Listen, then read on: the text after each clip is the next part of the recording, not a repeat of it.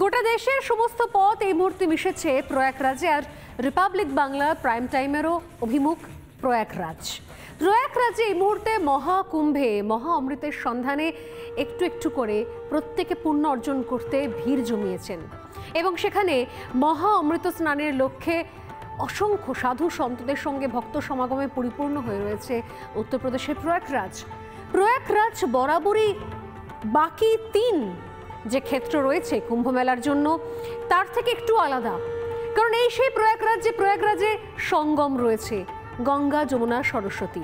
এই ত্রিবেণী সঙ্গম রয়েছে প্রয়াগরাজে, তাই প্রতিবার এই প্রয়াগরাজের কুম্ভ মেলা একটু বাড়তি তাৎপর্য, বাড়তি মাহাত্ম্যের অধিকারী থাকে। কিন্তু এবার পূর্ণ কুম্ভ, অর্থাৎ 144 বছর। অনেকেই গোটা একটা জীবন পার করে ফেলেন কিন্তু একবারও পূর্ণ কুম্ভের সাক্ষাৎ পান না, আর অনেকেই এর মধ্যে সাক্ষাৎ পেয়ে যান, ঠিক যেরকম এবছর আমরা। তাই অনেক দূর দূরান্ত থেকে মানুষ ছুটে এসছেন, এমনকি বিশ্বের বিভিন্ন প্রান্ত থেকে তো বটেই, আর দেশের বিভিন্ন রাস্তা এই মুহূর্তে প্রয়াগরাজের অভিমুখেই ছুটে এসেছে। পূর্ণকুম্ভের মহা অমৃত স্নান যোগ শুরু হয়ে গেছে। পৌষ পূর্ণিমায় প্রথম শাহী স্নান এবং শেষ হচ্ছে মহাশিবরাত্রিতে, এবং তার মধ্যেই টুকরো টুকরো ছবি তুলে ধরেছে আমাদের দুই প্রতিনিধি। কিরকম সেই ছবি ছিল, কি ছিল সেই মুহূর্ত, দেখব একে একে।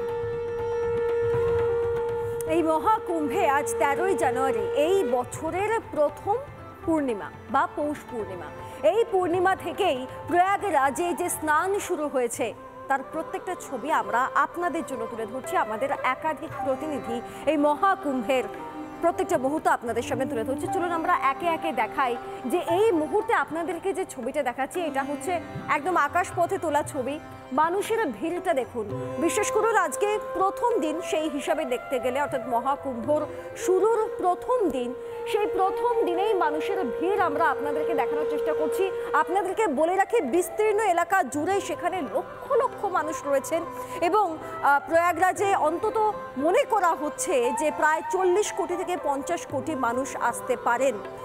কেউ 13ই জানুয়ারি পূর্ণ স্নান করছেন, কেউ করবেন 29শে জানুয়ারি, আরও একটা অত্যন্ত গুরুত্বপূর্ণ দিন, কেউ করবেন শিবরাত্রির দিন, কেউ বা করবেন আগামীকাল মকর সংক্রান্তি, আপনারা জানেন 14ই জানুয়ারি, সেই দিন পূর্ণ স্নান করবেন। এই প্রত্যেকটা পূর্ণ লগ্নকে, প্রত্যেকটা পূর্ণ মুহূর্তকে কিছুটা যাপন করার, কিছুটা গায়ে মেখে নেওয়ার যেন চেষ্টা। আর সেই পূর্ণ স্নানের ছবি আমরা আজকে আপনাদেরকে দেখাচ্ছি। আরও একবারে জানিয়ে রাখি, এই বছরের প্রথম পূর্ণিমা এবং পৌষ পূর্ণিমার ছবি আপনারা দেখতে পাচ্ছেন। দেখুন, সেখানে বহু মানুষ ভিড় জমিয়েছেন, লক্ষ লক্ষ মানুষ ভিড় জমিয়েছেন, বহু পথ অতিক্রম করে এসেছেন। এদের মধ্যে কেউ হয়তো কিলোমিটারের পর কিলোমিটার পায়ে হেঁটে এসেছেন, অনেক কঠিন পথ অতিক্রম করে তারা এখানে এসে পৌঁছেছেন শুধুমাত্র এই মুহূর্তটুকুনিকে একটু ছুঁয়ে দেখার জন্য, একটু পুণ্য অর্জনের জন্য, একটু কাছ থেকে দেখার জন্য। আর সেই ছবিটাই আমরা আপনাদের সামনে তুলে ধরছি। আমরা যতটা সম্ভব সেই সমস্ত বেস্ট কভারেজগুলো আমরা আপনাদের সামনে তুলে ধরছি। এবং খানিকক্ষণ আগে স্বর্ণালী যেমন বলছিলেন যে এই প্রয়াগরাজে মানুষের আসার টান একটাই কারণ, ত্রিবেণী সঙ্গম, 3 নদীর সংযোগ স্থল এই ত্রিবেণী সঙ্গম, সেইখানে এসে মানুষ একত্রিত হন। আমাদের প্রতিনিধি সন্তু রয়েছেন সেখানে, এবং সন্তু সেখান থেকে ঠিক কি প্রতিবেদন তুলে ধরেছেন দেখুন একবার।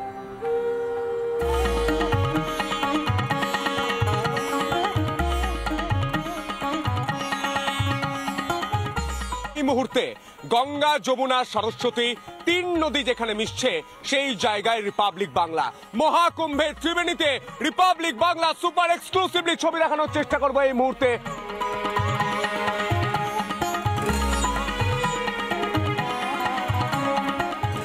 পুণ্যার্থীরা তারা আসছেন এবং এই যে ত্রিবেণীর পূর্ণ জল, সেই পূর্ণ জল এই মুহূর্তে তারা একবার স্পর্শ করার চেষ্টা করছেন এবং এই মুহূর্তে সেই ছবি, সেই পূর্ণ জল আমরা এই মুহূর্তে স্পর্শ করতে পাচ্ছি। এবং সেই ত্রিবেণী, গঙ্গা, যমুনা এবং সরস্বতী, সেই 3 নদীর যে মিলনস্থল, সেই মিলনস্থলের উপরে রিপাবলিক বাংলা এই মুহূর্তে এই যে ছোট ছোট নৌকো, এই নৌকোগুলি ভাড়া করে চলে এসেছে এবং সেই নৌকোই করে আমরা দেখার চেষ্টা করছি গোটা ত্রিবেণীতে এই মুহূর্তে প্রস্তুতিটা ঠিক কি।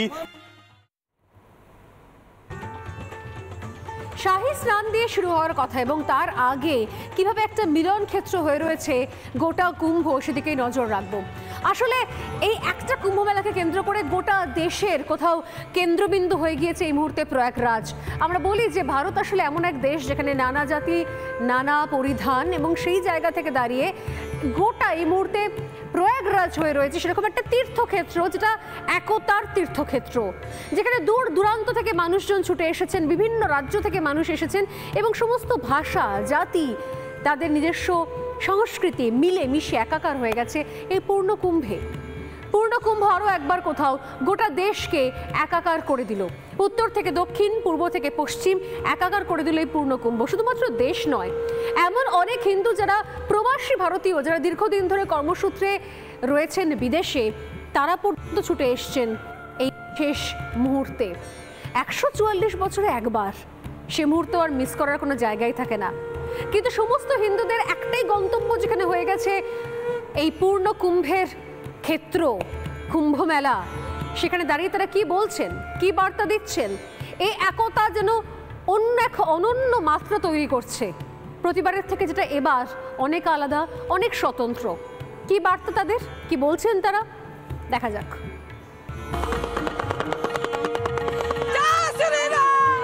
दुर्गापुर आमियो बांगाली महाराज क्या कहेंगे?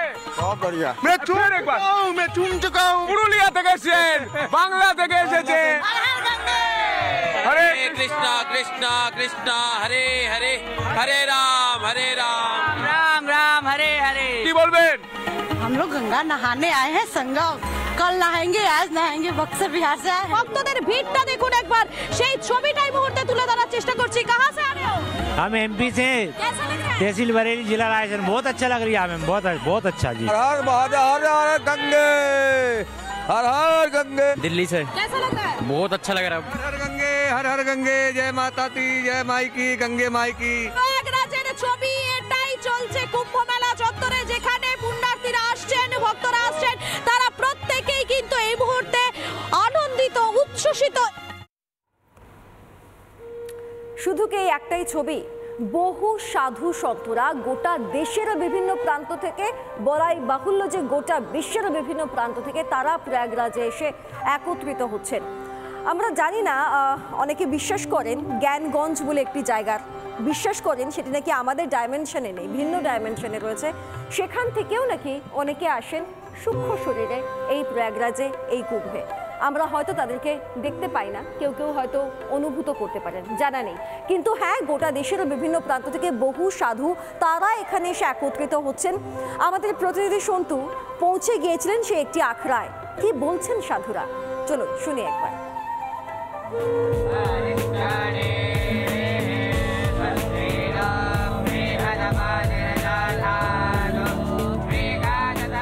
গোটা পৃথিবী থেকে, গোটা বাংলা থেকে, গোটা দেশ থেকে যে সন্ন্যাসীরা আসছেন, যারা বাড়ি ছেড়ে দিয়ে, সংসার ছেড়ে দিয়ে সন্ন্যাস ধর্ম গ্রহণ করেছেন, তারা এই মুহূর্তে এসেছেন এবং তাদেরকে বিশেষভাবে আপ্যায়ন করার জন্য ব্যবস্থা করা হয়েছে। এই মুহূর্তে সেই ছবি। এটা শ্রী মহানির্বাণী আখড়া।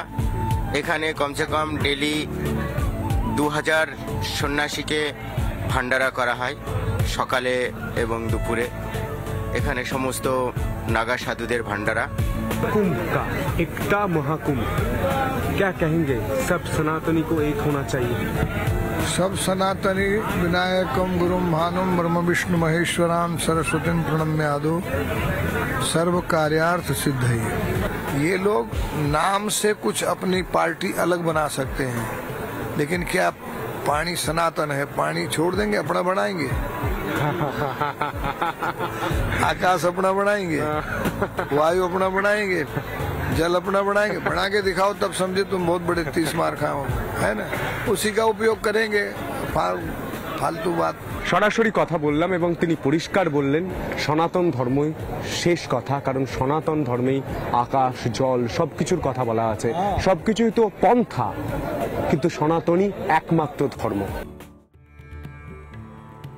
সত্যি তো, সনাতন ধর্মই সেই ধর্ম, সেই পথ যেখানে আকাশ থেকে জল, জল থেকে পাহাড়, পাহাড় থেকে মাটি, প্রত্যেক ক্ষেত্রে প্রত্যেক জায়গায়, প্রত্যেক অংশে একটু একটু করে সম্মান, সমর্পণ, পুজো এ করার রীতি দীর্ঘদিন ধরে চলে এসেছে। দীর্ঘদিন ধরে রীতি চলে এসেছে, দীর্ঘদিন ধরে প্রকৃতিকে সম্মান দেওয়া, প্রকৃতিকে পুজো করা, প্রকৃতিকে অর্চনা করার রীতি সর্বত্র রয়েছে। আর সেজন্যই বোধহয় কোনোভাবে এই সনাতন ধর্মকে শেষ করা যায়নি। বছরের পর বছর দেশে হামলা হওয়া সত্ত্বেও, পরিবর্তনের জোরালো ঝড় ওঠা সত্ত্বেও কখনোই ধর্ম কেড়ে নেওয়া যায়নি, কখনো অভ্যেস আচার যাপন বদলানো যায়নি।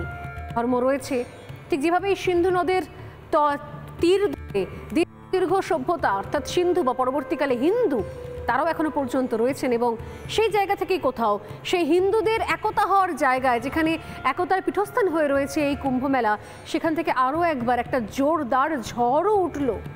কি সেই ঝড়, চলুন শোনা যাক।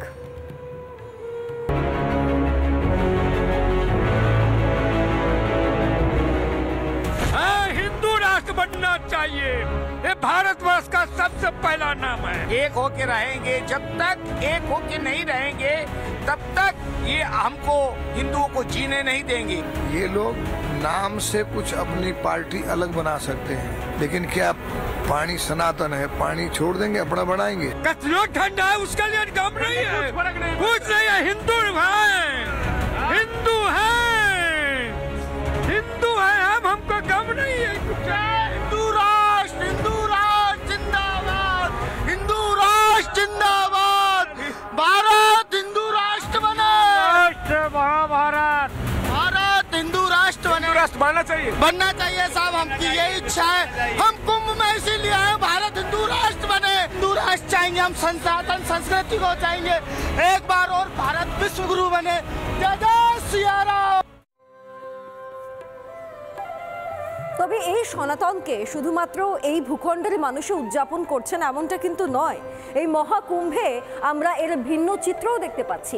গোটা বিশ্বের বিভিন্ন প্রান্ত থেকে মানুষ আসছেন, তারা আমাদের এই ভারতীয় বিভিন্ন ভাষায় কথা বলছেন, এই মহাকুম্ভকে উপভোগ করছেন। বিশ্বাস হচ্ছে না? দেখুন।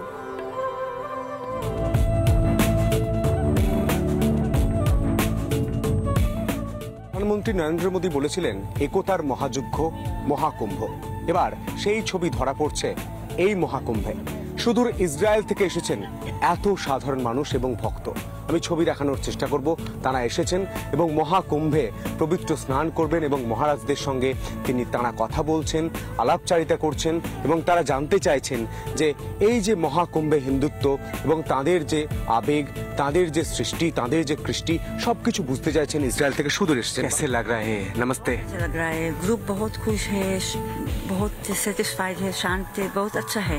इतने सारे इजरायली इधर आए हैं। इजराइल हमारा बहुत परम मित्र है भारत का, धन्यवाद। तो पूर्ण डुबकी लगाएंगे, धूप लगाएंगे, लगाए तो हर हर महादेव,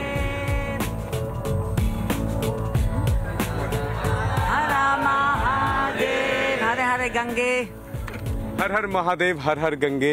ইসরায়েল থেকে যারা এসেছেন তারাও একই সুরে কথা বলছেন। এটাই তো একতার মহাকুম্ভ। গোটা বিশ্ব এখন ভারতবর্ষের এই মহাকুম্ভে। বছরের প্রথম পূর্ণিমা, যে পূর্ণিমাকে কেন্দ্র করে এত শোরগোল এবং গোটা বিশ্বের হিন্দু এক প্রান্তে এসে জড়ো হচ্ছে, সেই পূর্ণিমার উল্লেখ কিন্তু শুধুমাত্র হিন্দু শাস্ত্রে নয়, এমনকি সুদূর আমেরিকাতে পর্যন্ত রয়েছে, কিন্তু অন্য গল্পের মাধ্যমে। বলা হয় কি এই সময় এই আমেরিকা বা উত্তর পূর্ব আমেরিকাতে এই ধরনের অনেক প্রাচীন লোককথায় নাকি এরকম চাঁদের গল্প বলা আছে, যে চাঁদের সময় দূরে শীতে ঢাকা এক রাত এবং সেখানে বরফ বিস্তীর্ণ, সে রাত বরফে আচ্ছাদিত, বরফের পর বরফ ঢাকা রয়েছে যে সমস্ত জায়গাতে, সেখানে নাকি যখন এরকম গোটা একটা চাঁদ ওঠে, পূর্ণিমার চাঁদ, সে সময় নাকি দূরে নেকড়ের ডাক শুনতে পাওয়া যায়। কত কিছু প্রাচীন প্রবাদ রয়েছে বিদেশের মাটিতে, বিদেশি গল্পে অনেক গল্প রয়েছে। বলা হয় 13ই জানুয়ারি এই চাঁদ নাকি আকাশে দেখতে পাওয়ার পরই নাকি সেখানে অনেক কিছু পরিবর্তন দেখতে পাওয়া যায়। পূর্ণিমার চাঁদকে সেখানে উলফ মুন বলা হয়ে থাকে। এটা বলছি আমি বিদেশি বিভিন্ন লোককথায়, যা ইউরোপ আমেরিকায় বহুল প্রচলিত। আমেরিকার এক উপজাতির দেওয়া নাম লোন উলফ মুন, অর্থাৎ যে চাঁদ দেখলে চাঁদের সঙ্গে নেকড়ের সম্পর্ক পাওয়া যায়। আমরা ছোটবেলায় বিভিন্ন রোমহর্ষক গা ছমছম গল্পের ক্ষেত্রে পড়েছিলাম। জানুয়ারির শীতে বছরের প্রথম পূর্ণিমা, এবং সেই প্রথম পূর্ণিমাতে এই লোন উলফের সাক্ষীর কথা বলেছে বিভিন্ন উপজাতিদের গল্পের মধ্যে সেগুলো চলে এসেছে। যদিও সেটা অনেক দূরের গল্প এবং সেটা একদম অন্য মাত্রার গল্প, কিন্তু আমরা আপাতত ফিরে আসি আবারও কুম্ভ মেলার গল্পে। কারণ সেখানে যেরকম অন্য বিশ্বাস রয়েছে, ঠিক এর উল্লেখ পাওয়া গেছে, আর আমাদের হিন্দু শাস্ত্রে সম্পূর্ণ অন্য উল্লেখ পাওয়া গেছে, অন্য তার বিশ্লেষণ পাওয়া গেছে। কীরকম সেই বিশ্লেষণ আসি এক এক করে। মূলত বলা হয় এই যে 3টে দিন, এই 3 দিন হচ্ছে আসলে নিজের মনোবাসনা পূরণের দিন। যা বিদেশের মাটিতে অন্য রকমের মনোবাসনা, অন্য রকমের ইচ্ছের কথা বলা হয়েছে, আমাদের দেশের ক্ষেত্রে সম্পূর্ণ অন্যভাবে। এই মহাজাগতিক যে কানেকশন তৈরি হয় একটা, যেখানে রাশি গ্রহ নক্ষত্রের কানেকশন তৈরি হয়, এখানে বলা হয় যে যা প্রার্থনা করা হবে মন প্রাণ দিয়ে তাই নাকি হয়ে যায়। কীরকম? 13ই জানুয়ারি পৌষ পূর্ণিমা। এই 13ই জানুয়ারি পৌষ পূর্ণিমা বলা হয় এই দিনকে সুস্বাস্থ্যের কামনা করা উচিত। এই পবিত্র দিনে মানুষ যদি নিজের সুস্বাস্থ্যের কামনা করে বা নিজের প্রিয়জনের সুস্বাস্থ্যের কামনা কায় মনো বাক্যে করে, আর যদি সেটা কুম্ভ মেলায় মহা অমৃত স্নান করে উঠে হয়, তাহলে তো সোনায় সোহাগা, তা নাকি পূরণ হয়। 14ই জানুয়ারি অর্থাৎ আগামীকাল সূর্যের উত্তরায়ণ শুরু হয় এই দিন থেকে, এবং বলা হয় কি এটাও নাকি ভীষণ শক্তিশালী একটা মহাজাগতিক অবস্থান। এই সময়তেও প্রার্থনা করতে হয়। এদিন নতুন কিছু শুরু করার একটা দিন। যদি দীর্ঘদিন ধরে অনেক কিছু কাজ পেন্ডিং রয়েছে, শুরু করা যাচ্ছে না, এই দিন থেকে কিন্তু সেটা শুরু করা যেতে পারে।